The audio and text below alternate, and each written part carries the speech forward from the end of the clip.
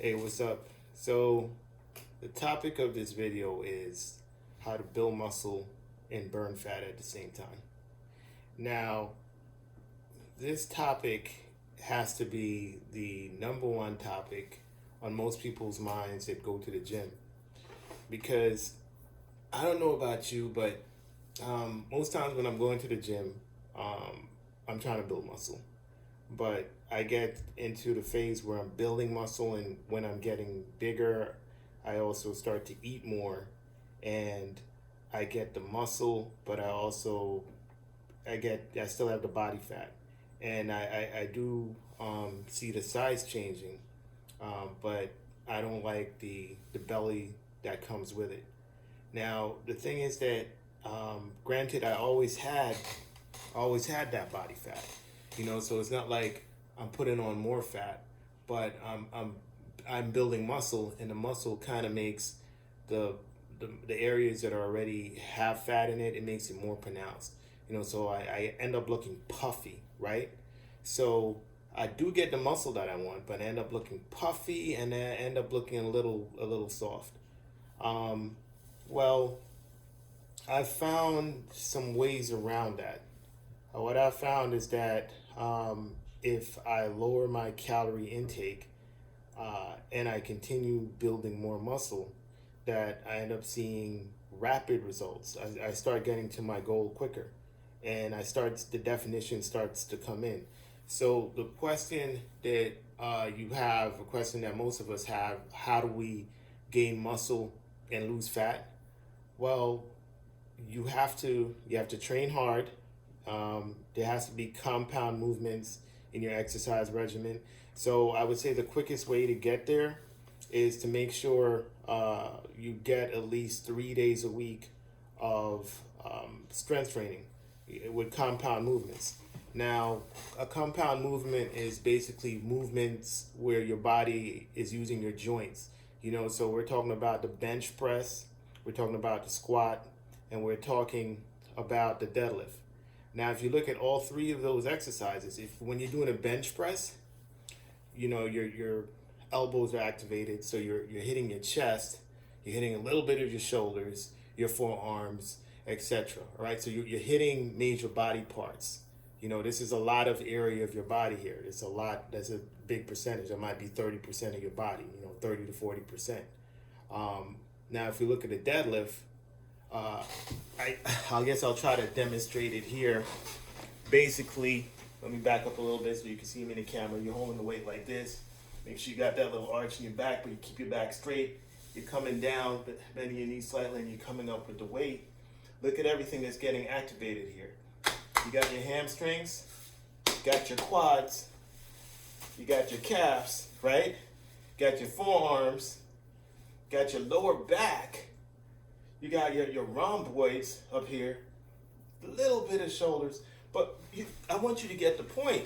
You're now hitting major muscle groups, and you're hitting a lot of your body. Between the bench press and the and that deadlift, what percentage of the body is that? That's like 80% of your body, right? Already, just from those two exercises. All right.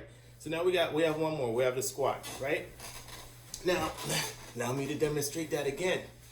We're just starting out here. We're going to get more high-tech later, but I just want you to get the point now. I'm coming back later with some more high-tech stuff, but just get the point. So you got the bar on your back here, right? You're coming down. Remember, you're keeping this back straight. Your core, you're tightening that core. Keep it straight. Come down, right? About right there.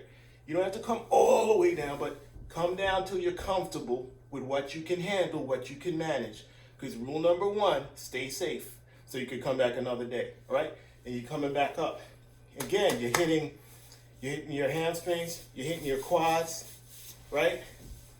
Your shoulder is in there, your lower back is on fire, and you want to make sure when you first starting out, if your objective is to get ripped, to get cut up, okay? You have to use strength training. Strength training has to be in your regimen. If you don't have strength training, I'm going to tell you what's going to happen. If you just do cardio alone, I'm going to tell you what's going to happen. You see this Apple Pencil right here? That's gonna be you. You're gonna look like this Apple Pencil. You don't want to look like an Apple Pencil, okay? They already have their pencil. You want to make sure you have some kind of shape, some kind of form, and some definition, some cuts, and you want to look like a man. But this is not exclusively to men, women, same thing. You want to get that S, that S shape, that curve. You want hips. You want to have some shape to your body. You should do strength training. Strength training is the core, it's the foundation. Once you start to build muscle mass, and for the women, don't worry, you're not going to look like a female bodybuilder. You're not going to look like a guy. In order to look like that, you would need testosterone, you would need drugs, you would need steroids. And 95% of the population is not doing that stuff. All right, so you're just going to get toned, and that's what you want. And for my guys, you have to do the strength training. I recommend starting out 3 times a week, 45 minutes each day. So 3 days a week, 45 minutes each day. Make sure that you get those 3 big areas in there. So I mentioned the bench press, the squat, and the deadlift. Make sure those are all in there. And rinse and repeat. Do that every week. And what you could start doing, week 3, week 4, you could start changing it up a little bit if you want more variation. Maybe you could start hitting the arms now. But make sure your core is those 3 days a week with compound movements. Now the next question is, what should my split be? When do I do?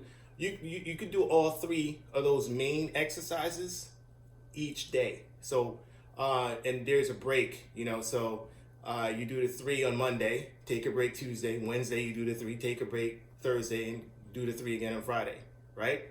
What's going to happen is you're going to start realizing within week 3, you're going to start seeing a difference in the mirror.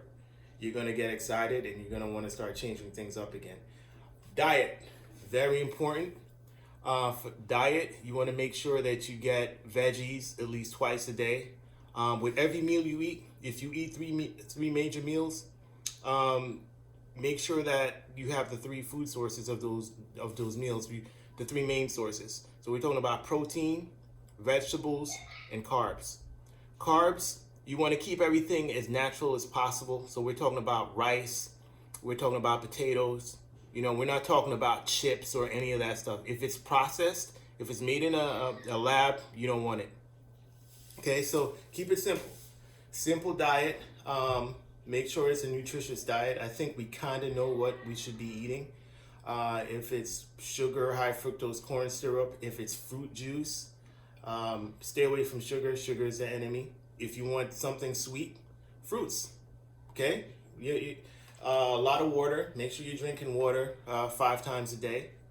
And that's pretty much it. And remember, the whole thing here is a caloric deficit. So you want to make sure that the calories that you're taking in is less than the calories that you need. For instance, if you need 2,000 calories and you're used to eating 2,000 calories, taking that in on a daily basis, the new year, new you, we're looking at now shooting for 1,800 calories. You want to walk before you run, so you do things slowly. Don't do things that are a shock to your body. You start shocking your body, because that means that you might not be here to do the same thing next week. You might not want to do it. You'll be discouraged. Do it gradually. So we're talking. That's why I'm only mentioning 3 times a week. A gym membership now, you can get a gym membership for like $30. And some places are even less than that. And the gym, they have more equipment than you need. So, again, those 3 compound movements, 3 days a week, 45 minutes, caloric deficit, 1,800 calories. Get your fruits in there. Fruits 2 times a day, veggies 2 times a day. When you eat your meals, you really want to look towards cutting down your meals. So if you're used to eating 3 meals a day, most of us are, try to eat a little bit less. So you're still eating your meals, but try to eat a little bit less. The biggest thing is the caloric deficit, but you don't want to feel like you're starving yourself. That's why I threw in those fruits and vegetables in the water. Once you start doing the fruits and vegetables in the water, you're not going to notice it as much as if it wasn't there. So you're not going to be starving. You're going to feel like, I'm still, eating fairly well. I'm not hungry. So that's why you still want to keep your meal plan. But the objective long term, you know, we're talking about 5 months out, is to try to cut down on the amount of meals you're doing every day. You know, so instead of 3 meals a day, maybe you could cut down to 2 meals a day. But again, you want to get to that point. You don't want to do it right now, and then you do it for a week and a half, and then you quit because you're like, this is just torture. I'm not doing it. I'd rather join the Taliban or something. You don't want to do anything that where you feel like it's a chore and it's a task. You want to enjoy this. So you do it this way. You start out with the 3 days a week. And, you know, in the future, I'm going to be doing more videos, you know, more advice that I feel that could help people. Now, let me know what you think. Post your comments down below. I'll make sure that I read them, and hopefully they won't be too brutal. I think that I've given some honest advice, and I think I've given some good advice. And again, we're talking about the foundation here. This is the foundation. This is how we're going to start it. Later on, we're going to come up with some more things. You know, but I think this is a really, really good start. It's a great foundation, all right? So stay tuned, stay informed, and give me some feedback. If you like it, subscribe because more stuff is coming. If you don't like it, tell me what I could change, all right? Thanks. Peace out.